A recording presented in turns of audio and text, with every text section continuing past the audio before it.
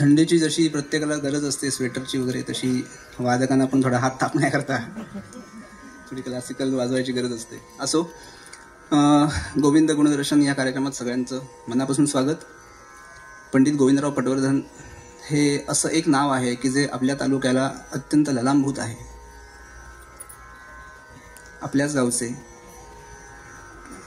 उलट आपण त्यांच्या गावचे हे म्हणणं जास्त योग्य आहे. तर पंडित गोविंदराव पटवर्धन यांचा जन्म 21 सप्टेंबर 1925 रोजी त्यांच्या आजोळी म्हणजे अडूरला कानेटकर यांच्या घरी झाला. काही वर्ष त्यांच्या घरी पेटीही नव्हती, म्हणजे 30 वर्ष त्यांच्याकडे पेटी नव्हती. नंतर सगळे मुंबईला शिफ्ट झाल्यानंतर मग पेटी घरामध्ये आली. परंतु स्वयं म्हणजे एखादा शापित गंधर्व आपण म्हणतो असा कलाकार कसा असू शकतो, तर हा प्रश्न जेव्हा गुरुजींना मी विचारला की एवढं कसं येऊ शकतं एखाद्या माणसाकडे उपजत, तर माझे गुरुजी म्हणाले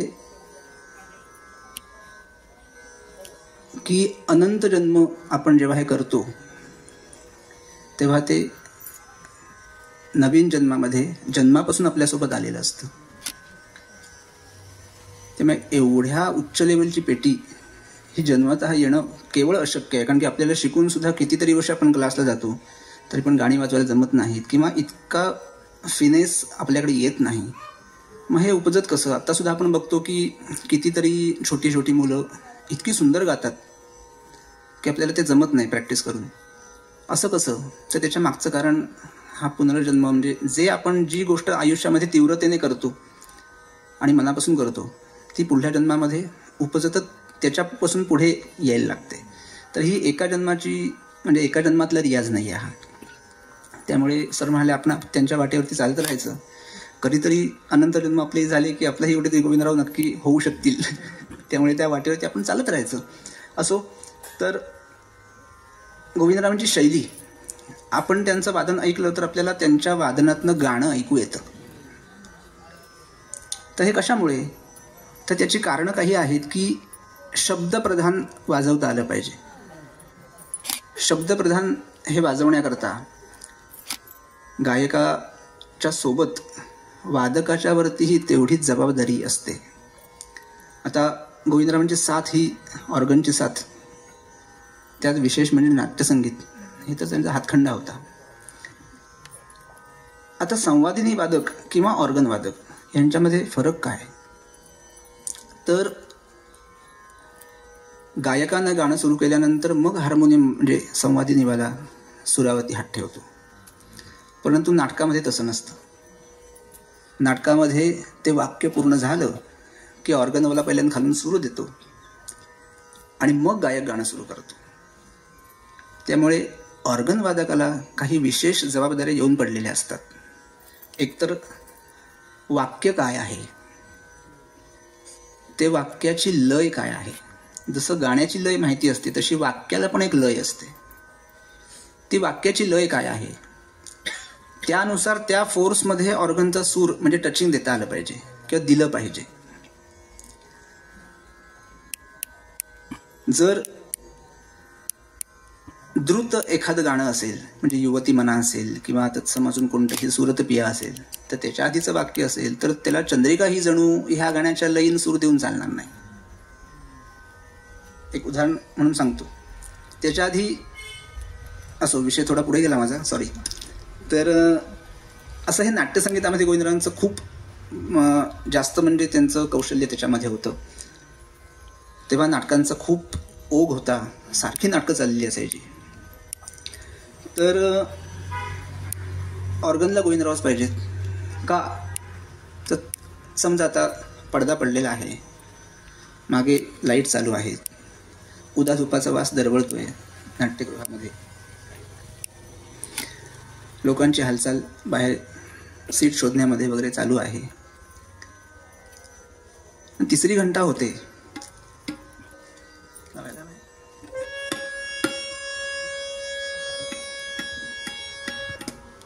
निखिल, थोडी पेटी ओपन करशील इथे.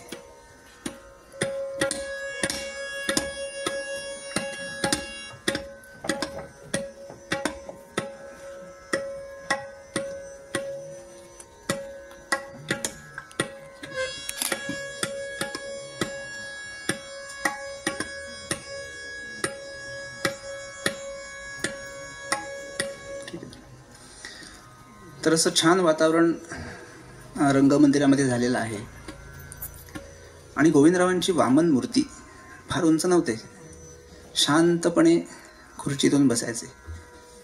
ऑफिसमधून आलेले असायचे.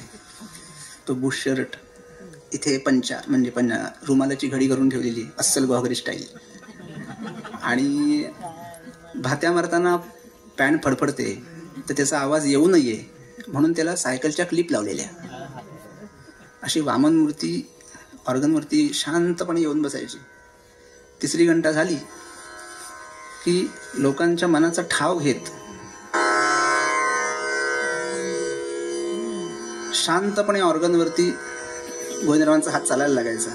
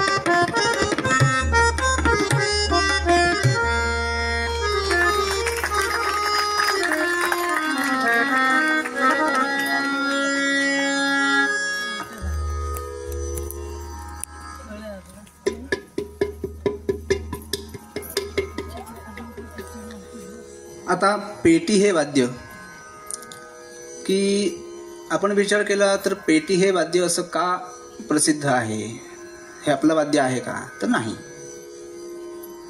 पण सगळेच जण पेटी काय घेतात? प्रत्येकाच्या घरामध्ये पेटी आहे की नाही?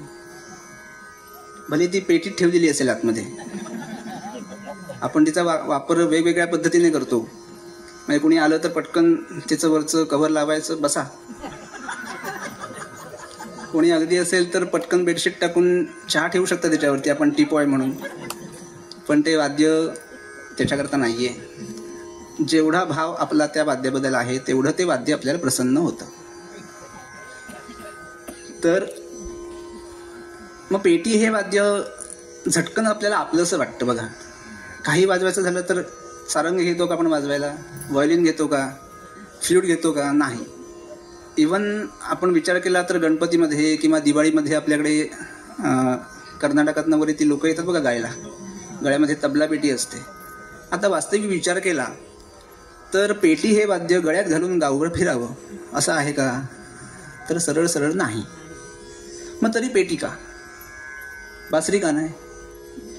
कारण निसर्गतःच ह्या वाद्यामध्ये अशी एक फेक आहे की ते झटकन आपलं लक्ष आकर्षून घेतं. मग ह्या वाद्याची जी विविध अंग आहेत ती कशी संगीतकारांनी आपल्या ह्याच्यामध्ये वापरली, एक छानसं उदाहरण आपण बघूया आणि पुढे जाऊया. आता हा तुकडा वाजवल्यानंतर प्रत्येक जण अरे असं होतं, म्हणजे आता माझं ऐकून होईल की नाही माहीत नाही, पण ओरिजिनल जो ऐकलेला आहे ते ऐकल्यानंतर नक्कीच होतं. देखील थोडा आवाज ओपन कर ना, थोडी प्रेशरने वाजवायला लागते. आउटला चालेल.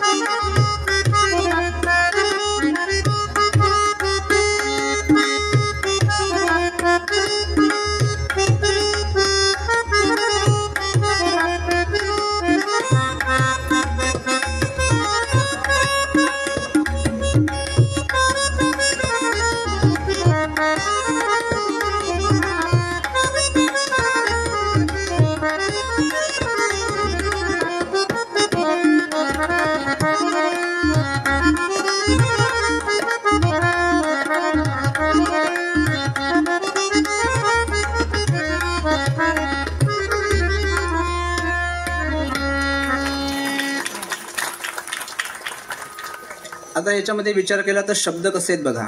नाही खर्चिली कवडी दमडी. मग शब्दप्रमाण गाणं वाजवायचं असेल तर काय करायला पाहिजे आपल्याला, तर आधी गाणं किमान 500 वेळा ऐकलं पाहिजे. 500 वेळा नाही जमलं तर 1000 वेळा ऐकायला पाहिजे.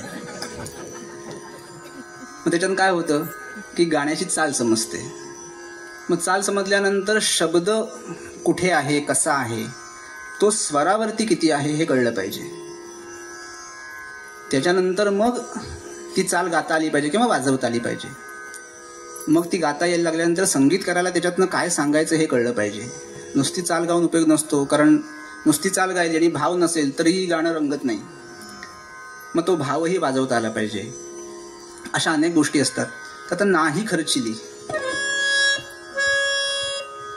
आता नाही खर्चिली,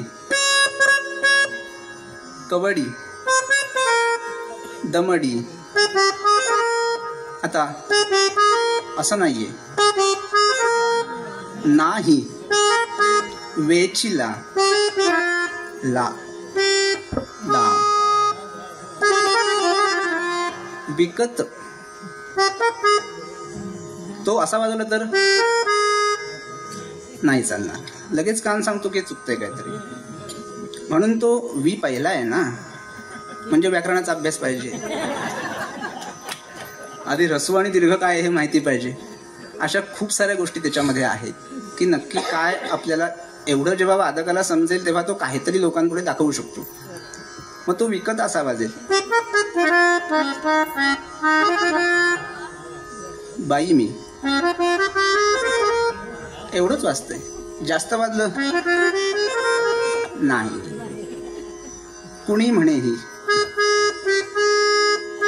नी दीर्घ आहे ना, असेल चोरी कुणा वाटते असे उधारी. जन्मभरी या श्वासा इतुके ते इतुके चालेल का, असे त्याच्यामध्ये प्रकार आहेत. आणि ही विशेष करून बुवानी म्हणजे गोविंदरावांनी शैली खास करून त्यांच्या वादनामध्ये ठेवली की जेवढं गळ्यातनं येतंय तेवढंच वाद्यावरती वाजलं पाहिजे. हा खास आग्रह बुवांचा असे. ते माझ्या गुरुजींनी जसंच्या तसं घेऊन त्यांच्याकडनं मला जमेल तेवढा मी घ्यायचा नक्कीच प्रयत्न करतोय. आता मगाशी जो मुद्दा उल्लेखित केला होता की नाटकामधला,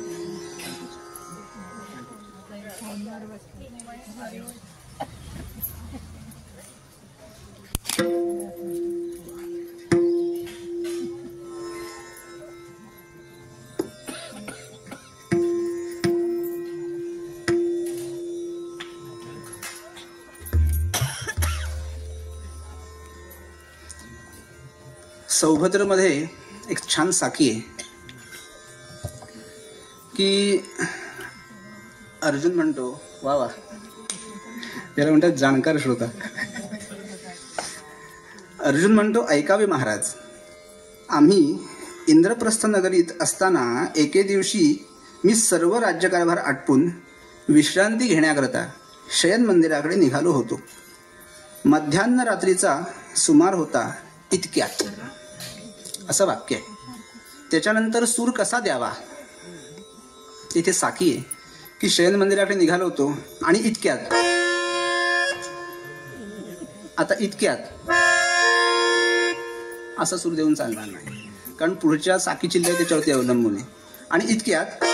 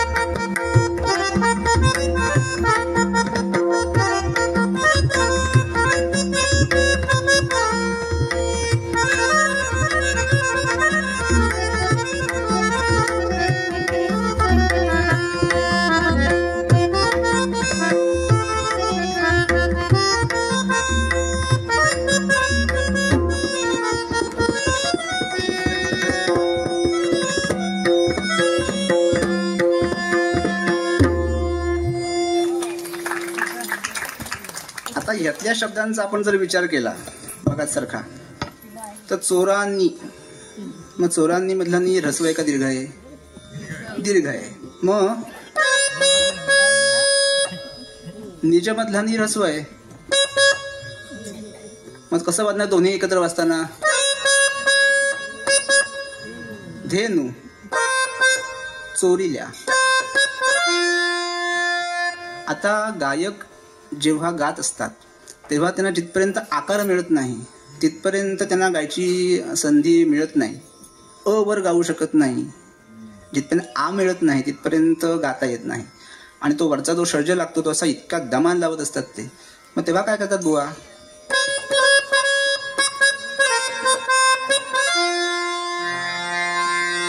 असे चारही षड्ज एकत्र द्यायचे. धावा धावा ऐसे शब्द करीत ते ब्राह्मण आले. रेमम पधप एवढंच नोटेशन आहे त्याचं, पण शब्द वाचतोय का? हे ब्राह्मण होत आहे ना. मग तिथे कसं गोविंदराव वाजवायचे?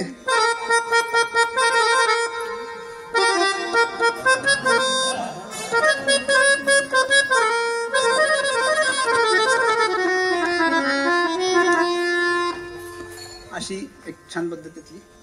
आता बुवांचीच काही प्रसिद्ध पदं वाजवतो, त्याच्यानंतर आपण एक एक गोष्टींचा विचार करत जाऊया. गाणं सांगायला नको आहे ना, म्हणजे माझं बोलणं वाचेल.